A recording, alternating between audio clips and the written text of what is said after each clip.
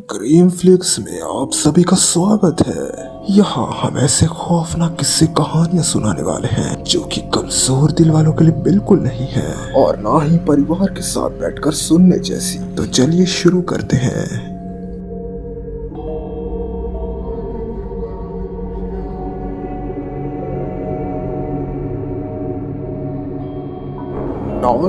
Century रात के लगभग 11 बजे थे। काले घने बादलों में चांद कहीं छिप सा गया था। काफी तेज बारिश हो रही थी और एक बहुत ही पुराने अपार्टमेंट के अंदर मॉन्थस, मोनेरिया और मॉन्ट्रिक्स डिनर कर रहे थे। ये कोई साधारण लोग नहीं थे क्योंकि इन्हें डार्क हंटर्स के नाम से जाना जाता है, जो कि भूत, पिशाच और कई तरह के डीमंस का शिकार करते हैं। लेकिन ये लोग एक नंबर के मतलबी थे क्योंकि ये लोग कोई भी काम फ्री में नहीं करते थे। ये लोग खाना खा ही रहे थे कि तभी किसी का कॉल आता है।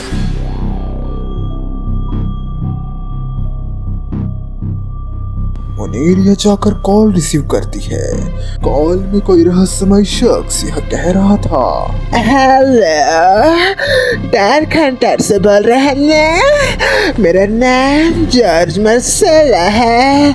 लगता है मेरे घर में कोई साया है। मैं चाहता हूँ कि आप लोग आ जाएं और उसे यहाँ से भगा दें। मैं आपको बदले में बहुत सारे पैसे दूंगा। वो रहस्यमय शख्स अपना एड्रेस बताता है और डार्क हंटर्स उस बताए हुए एड्रेस पर पहुंच जाते हैं। बारिश लगभग बंद ही हो चुकी थी। काफी तेज ठंडी हवाएं चल रही थी और गीले पत्ते भी उड़ रहे थे। वहाँ काफी अंधेरा था, कहीं कोई उजाला नहीं। तभी अचानक से उनके सामने कोई आ जाता है। तभी मॉन्थस कहता है कि कौन है वहां, सामने आओ। लेकिन सामने से उन्हें कोई जवाब नहीं मिलता। वह शख्स घर के सामने खड़े होकर कुछ अजीब हरकतें कर रहा था। मैं आपको बताना चाहूंगा कि डार्क हंटर्स एक्चुअली में एक ही फैमिली है। सबसे बड़ा भाई जो कि मॉन्थस है, घनी दाढ़ियां, लंबे बाल और बहुत ही गुस्सैल चेहरा। सबसे छोटा भाई है मॉन्ट्रिक्स जो कि थोड़ा डरपोक भी है, और उससे बड़ी मोनेरिया जो कि एक फैशनेबल औरत है। मॉन्थस उस रहस्यमय शख्स की तरफ बढ़ता है और फिर पूछता है कि कौन है वह, जवाब दो। यह कहकर वह उस पर हमला करने ही वाला था कि तभी वह शख्स लालटेन जला लेता है और यह कहता है कि रुकिए, मैं हूँ जॉर्ज। मैंने ही आपको यहाँ पर बुलाया था। इन सब के बाद जॉर्ज उन लोगों को अंदर लेकर जाता है और अपना घर दिखाने लगता है। वह उन्हें अपने घर की एक एक चीजें दिखाता है। मोनेरिया और मॉन्ट्रिक्स को भी इन सब में काफी मजा आ रहा था, लेकिन मॉन्थस को बहुत ही गुस्सा आ रहा था। वह जॉर्ज से बार बार पूछ रहा था कि कहाँ है वो साया, लेकिन जॉर्ज तो उन्हें अपना घर दिखाने में ही लगा हुआ था। जॉर्ज अपने घर का एक एक हिस्सा उन्हें दिखाता है, यहाँ तक कि बाथरूम भी नहीं छोड़ता। जॉर्ज उनसे ये कहता है कि मेरा बाथरूम भी बहुत शानदार है, मैं आपको अंदर से दिखाना चाहता हूँ, लेकिन मेरी बीवी अंदर नहा रही है, लेकिन अगर आप चाहें तो अंदर भी जाकर देख सकते हैं। लेकिन वो तीनों इस बात से साफ इनकार कर देते हैं कि तभी बाथरूम का दरवाजा खुलता है। वहां से एक खूबसूरत गोरा जवान लड़की का हाथ बाहर आता है और वो मॉन्थस को पकड़ लेता है। वो और कोई नहीं बल्कि जॉर्ज की बीवी का हाथ था। वो उनसे कहती है कि आइए ना, अंदर आइए, अंदर आके देख लीजिए। लेकिन मॉन्थस को बहुत ज्यादा गुस्सा आ रहा था। वो उसका हाथ छुड़ाने में लग जाता है, लेकिन वो उसका हाथ छोड़ ही नहीं रही थी। वो उसे अब बाथरूम के अंदर खींच रही थी। हालांकि उसका चेहरा दरवाजे के आधे लगे होने की वजह से नहीं दिख रहा था। मॉन्थस बार बार बोल रहा था कि छोड़ छोड़ हमें, हफ्सी दरिंदी छोड़, लेकिन वो उसे छोड़ ही नहीं रही थी। तभी जॉर्ज, मॉन्ट्रिक्स और मोनेरिया जैसे तैसे करके उसका हाथ छुड़ा लेते हैं। जॉर्ज इस बर्ताव के लिए माफी मांगता है और कहता है कि माफ कीजिए, मेरी बीवी की तबीयत कुछ ठीक नहीं है। जब से हमारी बेटी गुजरी है तब से वो ऐसी ही अजीब हरकतें करती है। लेकिन मोन्थस को बहुत ही ज्यादा गुस्सा आ रहा था। उसका गुस्सा सर पर चढ़ चुका था। मोन्थस जॉर्ज का कॉलर पकड़ के झिंझोड़ के ये कहता है कि सुन बे सुअर के पिल्ले, मुझे कोई इंटरेस्ट नहीं है तेरे इस टीलक सामान में, मुझे कोई इंटरेस्ट नहीं है तुम्हारे फैमिली ड्रामा में, मुझे कोई इंटरेस्ट नहीं है तेरी इस वेश्या बीवी पे। एक्सक्यूज मी, अगर अब तू ये नहीं बताया कि वो प्रेत कहाँ पर है तो मैं तेरे टुकड़े टुकड़े करके चील कहुओं को खिला दूंगा, समझा? ठीक है, लेकिन पहले खाना तो खा लो। मैंने आप लोगों के लिए बहुत ही टेस्टी खाना बनाया है और मैंने बहुत टाइम से बनाया। खाना ठंडा हो रहा होगा, बहुत अच्छा होगा, क्या पहले खाना खा लें? ये सब जॉर्ज कहता है। डिनर के बारे में सुनकर मोन्थस का गुस्सा पल भर में ही चला जाता है। हालांकि ये लोग तो घर से डिनर करके ही निकले थे, लेकिन ये एक नंबर के भुक्कड़ थे। वो खाने के लिए बैठ जाते हैं और मोन्ट्रिक्स कहता है कि क्या वो लेडी अभी भी नहा रही है? मोनेरिया कहती है कि तुम्हारी नज़र उस पे ही क्यों पड़ी हुई है? मोन्ट्रिक्स कहता है कि ये बात कुछ अजीब नहीं लग रही कि वो लेडी कब से नहा रही है? हम जब से यहाँ पर आए हैं वो तब से नहा ही रही है।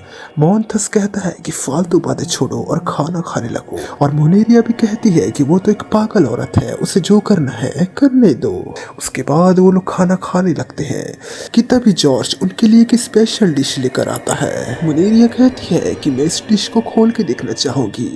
वो उस ट्रे को खोलती है और उसके अंदर एक कटी हुई मुंडी थी जो कि पूरी तरह से सड़ चुकी थी।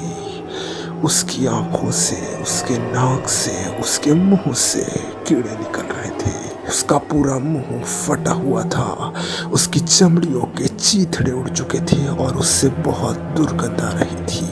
मोनेरिया यह देखकर हक्का बक्का रह जाती है कि तभी उस मुंडी में हलचल होने लगती है और वो बहुत जोर के चीखती है। तभी वो मुंडी उसका हाथ को जम के पकड़ लेती है अपने मुंह से और जोर से चापने लगती है और वो मुंडी से हंसने की आवाजें भी आ रही थी। मोनेरिया जोर जोर के कह रही थी, छोड़ छोड़ मेरा हाथ, छोड़ को मैंने छोड़। लेकिन उसके भाई लोग उसे छुड़ाने की जगह ये कर रहे थे कि मोन्ट्रिक्स तो टेबल के ऊपर ही चढ़ गया था और वही मोन्थस जॉर्ज का कॉलर पकड़ के झिंझोड़ रहा था। वो उससे यह कहता है, हैवान दरिंदे ये क्या है? और वो उसे काफी भुक्के भी मारता है। मोनेरिया को डाइनिंग टेबल पे एक चाकू मिलता है जिसे लेकर वो उसे उसकी आंख में घुसा देती है। लेकिन वह मुंडी मोनेरिया का हाथ ही नहीं छोड़ रही थी। वह मोनेरिया के हाथों को इतना जोर से चापती है कि उसके हाथों की हड्डी टूट जाती है। मोनेरिया दर्द के मारे जोर से चिल्लाती है और यहाँ वहाँ भागने लगती है। इधर मोन्थस कहता है बस बहुत हुआ और वह शॉटगन निकालकर उस मुंडी का भेजा फोड़ डालता है। इन सब के बाद उन तीनों को अचानक से बहुत चक्कर आने लगता है और वो तीनों वहीं पर गिरकर बेहोश हो जाते हैं। कुछ समय बाद मोन्थस की आंखें खुलती हैं और वो देखता है कि वो तीनों डाइनिंग टेबल पर बंधे हुए हैं। जॉर्ज पागलों की तरह गाने गाकर डांस कर रहा था और वो उनके ऊपर मसाले डाल रहा था। इन सब के बाद जॉर्ज कहता है, डार्क हंटर्स, तुम डेमंस का शिकार करते हो ना, लेकिन यहाँ तो मैं तुम्हारा शिकार करने वाला हूँ। मोन्थस कहता है कि हैवान दरिंदे ये क्या कर रहा है? जॉर्ज कहता है, तुम लोगों ने हमें बहुत परेशान किया है और आज मैं उसका बदला लूंगा तुम्हें खाकर।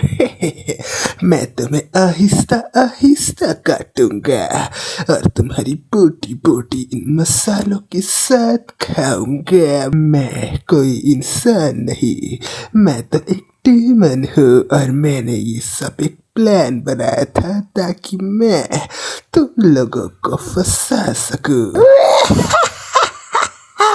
मोन्ट्रिक्स और मोनेरिया को भी होश आ जाता है। मोन्ट्रिक्स कहता है कि वो इतना टेस्टी नहीं है, उसे खाने में बिल्कुल भी मज़ा नहीं आएगा। और मोनेरिया कहती है कि मैं बहुत ज़्यादा खट्टी हूँ, मुझे मत खाओ।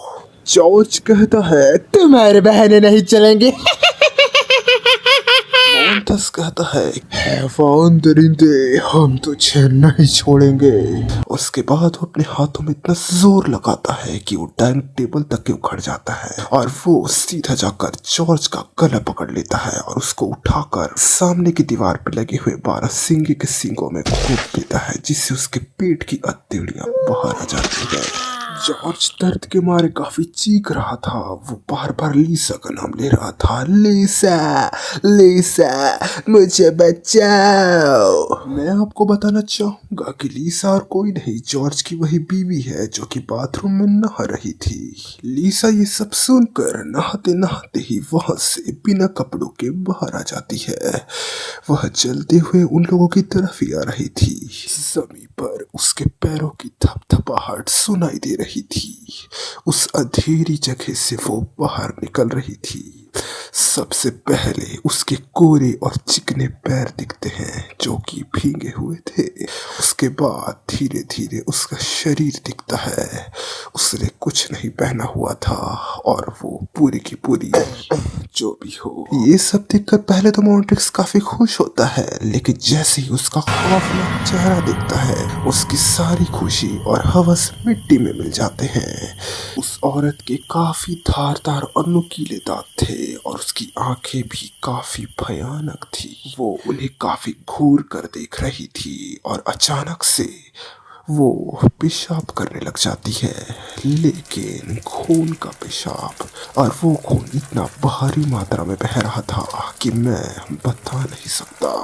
मोनेरिया कहती है कि मैं ये समझ सकती हूँ तुम्हें पीरियड्स होगा ना, लेकिन मोहनथस कहता है कि मोनेरिया, मुझे नहीं लगता कि ये सब ऐसा कुछ है। वो ये कह ही रहा था कि वो बहुत जम के चीखती है। वो इतनी जोर से चीखती है कि वो लोग आसपास छिटक के गिर जाते हैं। उसकी चीखों की आवाज इतनी ज्यादा ताकतवर थी कि वो उन्हें धक्का दे रही थी, वो अभी काफी दूर तक। मॉन्ट्रिक्स कहता है कि मेरे कानों से खून आ रहा है, ये बहुत जोर से चीखती है। उसके बाद मोहनथस कहता है कि बस बहुत हुआ, और वो अपनी शॉटगन लेता है और उसमें गोलियां डालता है और वो उस पर शूट करने लग जाता है। पहले वो उसके दाएं सीने में गोली मारता है जिससे उसके स्तन फट जाते हैं, और उसके बाद वो गोली डालता है और उसके बाएं सीने में भी लगाता है और उसका बाएं स्तन भी फट जाता है। ये सब देखने के बाद मोनेरिया कहती है कि भाई, क्या आपको यही जगह मिली थी उसे गोली मारने के लिए?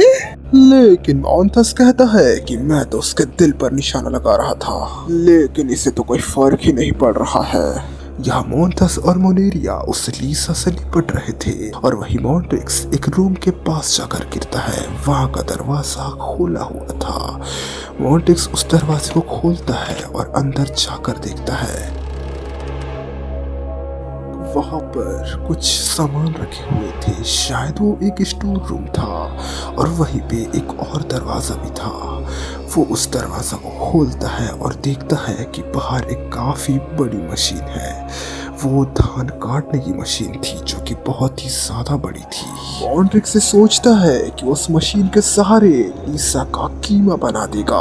वो वहाँ पर चाबी ढूंढने लगता है और उसे वहाँ की चाबी मिल भी जाती है और उस चाबी को लेकर उस मशीन की तरफ जाता है, लेकिन चीजें इतनी आसान कहाँ होने वाली थी। वो जैसे आगे जाता है, जमीन के अंदर से एक सड़ा हुआ हाथ निकलकर उसके पैरों को पकड़ लेता है। मॉन्ट्रिक्स अपने पैरों को छुड़ाने की कोशिश कर रहा था, लेकिन वो हाथ उसका पैर छोड़ ही नहीं रहा था। मॉन्ट्रिक्स पास में पड़े पत्थर को लेकर उस हाथ को कुचलने लगता है और जैसे तैसे अपना पैर को उस हाथ से छुड़ा लेता है। मॉन्ट्रिक्स जल्दी से जाकर उस मशीन को चालू करता है, लेकिन वो मशीन तो चालू ही नहीं हो रही थी। लेकिन तभी उसे पता चलता है इस मशीन को चालू करने से कोई फायदा नहीं, क्योंकि इस मशीन में फ्यूल ही नहीं है। तभी वो देखता है कि वो हाथ धीरे धीरे बाहर निकल रहा है। मॉन्टेक्स को काफी ज्यादा डर लग रहा था कि आखिर वो अब करे तो करे क्या। कि तभी उसकी दिमाग की बत्ती जलती है और उसे लगता है कि स्टोर रूम में फ्यूल कहीं ना कहीं जरूर होगा। वो स्टोर रूम की तरफ भागता है। काफी तेज हवाएं चल रही थी, बिजली जोर से कड़क रही थी, जिस वजह से दरवाजा काफी तेजी से हिल रहा था। मॉन्टेक्स दौड़कर स्टोर रूम में घुस जाता है और वहां पर फ्यूल ढूंढने लगता है। काफी खोजबीन के बाद भी उसे फ्यूल नहीं मिल रहा था और इधर लीसा चीख कर मोंथस और मनेरिया की हालत खराब कर रही थी। मोंथस के पास अब ज्यादा गोलियां भी नहीं बची थी। वो अपनी आखिरी गोली निकालता है और लीसा के सर पर तानता है और वो कहता है कि बस यही हमारी आखिरी उम्मीद है और अगर इससे भी वो नहीं मरी तो हम कुछ नहीं कर सकते। ऊपर जॉर्ज टंगा हुआ जोर जोर कर हंस रहा था। मोंथस स्लो मोशन में उस गोली को डालता है और लीसा के सर पर चलाता है। लीसा का सर पूरी तरह से फट जाता है और वो नीचे गिर जाती है और चारों तरफ एक सन्नाटा छा जाता है। कि तभी जॉर्ज फिर से हंसने लग जाता है।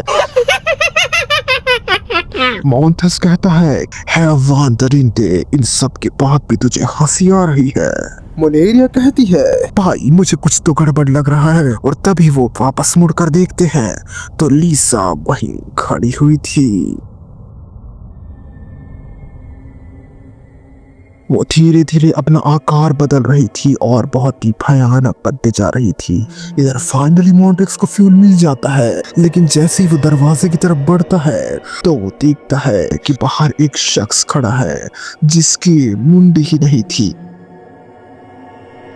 जी हाँ, ये वही शख्स है जो कि मॉन्टेक्स का पैर पकड़ के रखा था और अब ये पूरी तरह से बाहर निकल चुका है। जी हाँ, ये वही शख्स था जिसकी मुंडी मोनेरिया को ट्रे पर परोसी गई थी और ये भी उसी तरह पूरा का पूरा सड़ा हुआ था।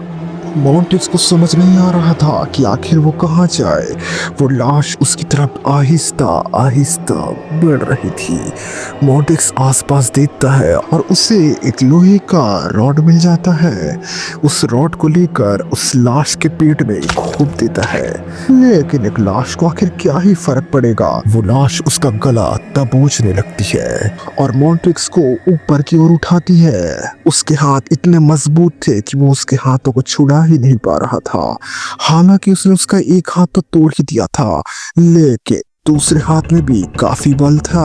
वो लाश एक हाथ से मॉन्टेक्स का गला दबोच रही थी, लेकिन दूसरे हाथ से जिसे मॉन्टेक्स ने तोड़ दिया था उससे वो अपने पेट से उस लोहे की रॉड को निकाल रही थी। आहिस्ता आहिस्ता करके मॉन्टेक्स काफी तड़प रहा था, लेकिन जैसे ही वो लाश ने उस लोहे के रॉड को बाहर निकाला, मॉन्टेक्स ने उस रॉड को झट से पकड़ के खींच लिया और उसके मुंडे के ऊपर से उस रॉड को घुसाकर उसके पिछवाड़े से निकाल दिया। और इतना ही नहीं, उसने उस रॉड को वहीं पर जोर से कपा दिया, जिससे वो लाश वहीं फंस के रह गई। और मॉन्टेक्स जैसे तैसे फ्यूल को ले जाकर उस गाड़ी में भर लेता है और मशीन को चालू करने लग जाता है। लेकिन हद तो तब हो जाती है कि फ्यूल डालने के बाद भी वो मशीन चालू नहीं हो रही थी। वो लाश उस सप्पर से उखड़ कर निकल जाती है और वापस मॉन्टेक्स की तरफ आने लग जाती है। मॉन्टेक्स अपनी आंखें बंद कर लिया था और वो कहता है कि बस अब बहुत हुआ। इधर मोनेरिया और मोंथस भी उम्मीद खो चुके थे। वापस से बारिश शुरू हो चुकी थी और मॉन्टेक्स भी अपनी उम्मीदों को किसी तरह जगाता है और उस मशीन को दोबारा चालू करके देखता है और मशीन चालू हो जाती है। वो मशीन को चालू करके सीधा घर की तरफ चला देता है, जिससे उसकी तरफ आ रही उस सरकटी लाश का भी कीमा बन जाता है।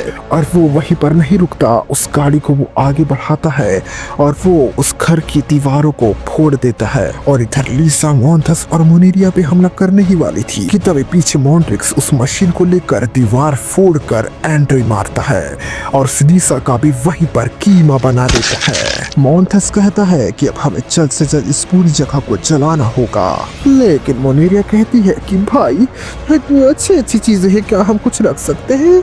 लेकिन मोंथस कहता है कि नहीं, यहाँ की हर एक चीज शापित है, अगर हम यहाँ में से कुछ भी उठा कर ले जाएंगे तो हो सकता है कि हमें ही बाद में भारी पड़ जाए। और उसके बाद वहाँ का बचा कुछ सारा फ्यूल उस घर में डाल देते हैं। जॉर्ज वहाँ डगा हुआ जोर जोर से चिल्ला रहा था कि नहीं, वो मेरे बहुत ही प्रेशियस सामान है, प्लीज उन्हें मत जलाओ। मॉन्थेस कहता है कितनी ही तकलीफ होती है ना अपनी प्रेशियस चीज को सामने बर्बाद होता देखकर। जॉर्ज जोर जोर से चिल्ला रहा था।